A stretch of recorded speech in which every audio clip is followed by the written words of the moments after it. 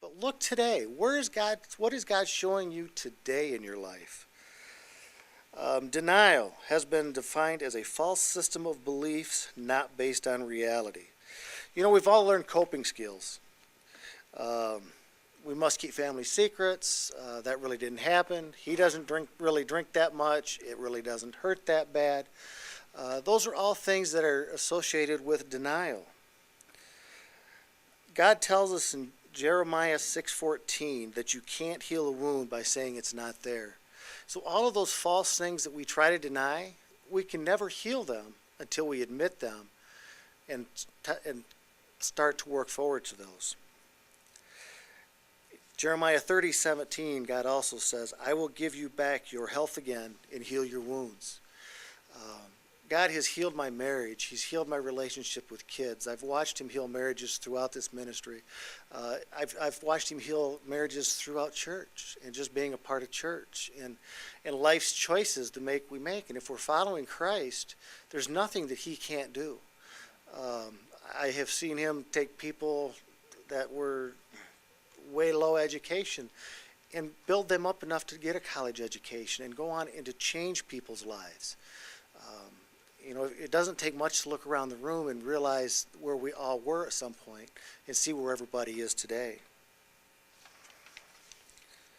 The next question, are you involved in a behavior that would embarrass you if it was discovered? It kind of hurts.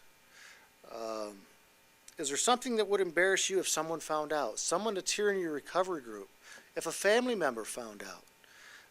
Or an alcoholic, are you sneaking looks at porn and thinking it's okay?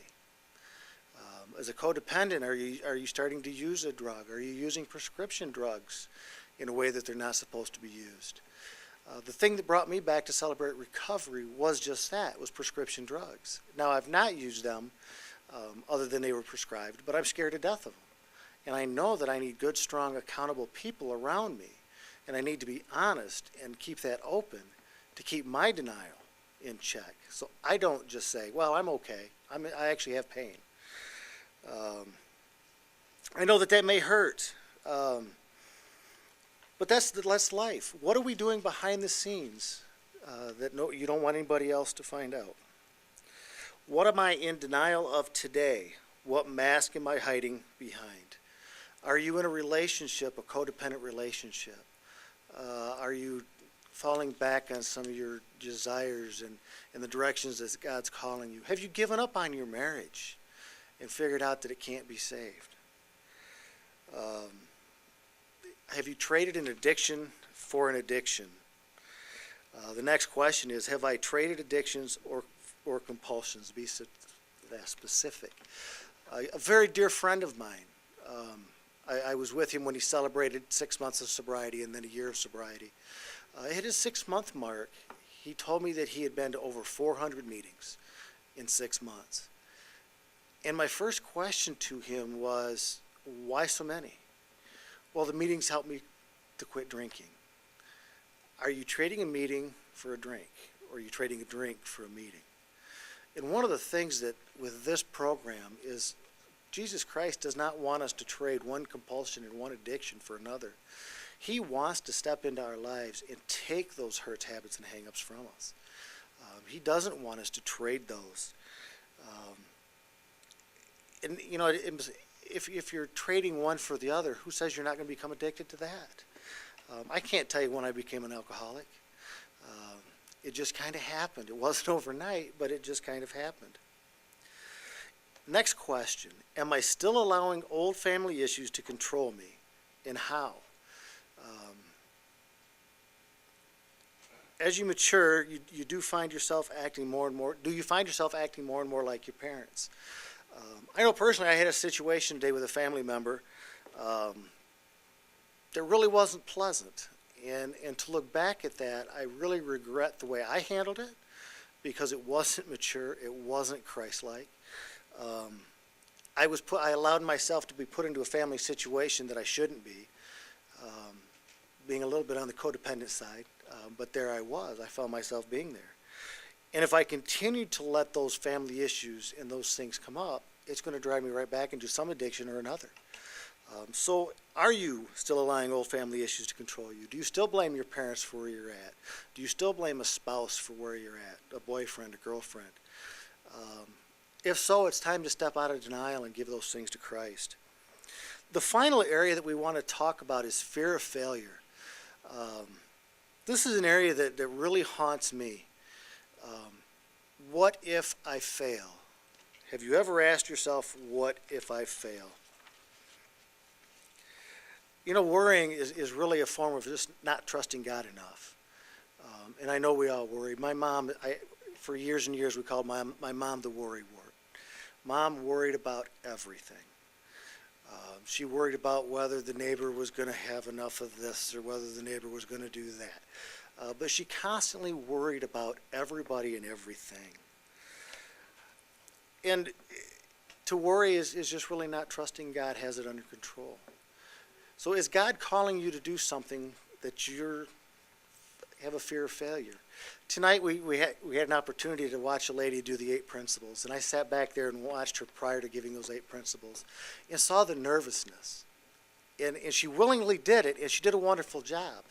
It is so wonderful to watch those types of things happen because I know she stepped out on faith. And I could see it in the way she presented it. There was no fear, there was no anxiety. God was with her. And God will be with each one of us as we take that next step. The next question, if there's one thing that I could do for God and I knew I wouldn't fail, what would it be? That's huge. Part of this message is doing something that's way bigger than I thought I could ever do. But is there one thing out there? Matthew 6:34 tells us, so don't be anxious about tomorrow. God will take care of your tomorrow too. Live one day at a time. That's one of the basic principles, living one day at a time. Let God have it. Let's look back to the first page of the handout. Since we have such a huge crowd of men of faith watching us from the grandstands, let us strip off anything that slows us down or holds us back, and especially those sins that wrap themselves so tightly around our feet and trips us up and falls. And let us run with patience the particular race that God has set before us. So let's talk a little bit more about that. What are the fears that keep you from trying? What are you afraid of? You afraid that you're going to go bankrupt? Are you afraid you're going to fail? Are you afraid you're going to stutter? Are they old fears or are they new fears? Old fears, new fears. A new fear is it God's way of telling you to take that next step?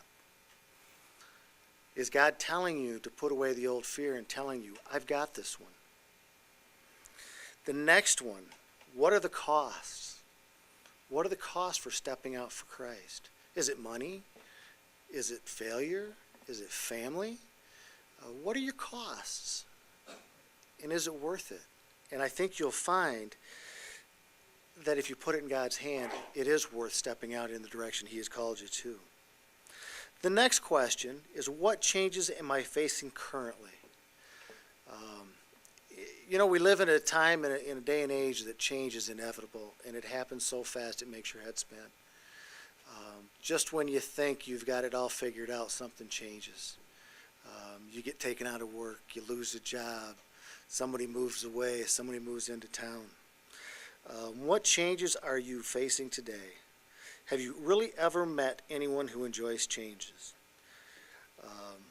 We just talked about how we can resist change even when our current situation is in the dumps. You know, depending on where you're at. I know it took me to almost lose everything before I took the step to Christ. And I've watched so many people go through the same battle. So what changes are you currently facing? And is it a call from God to do something different? How do I handle my fear of change today? You know, here's really an area that you want to talk to someone close to you.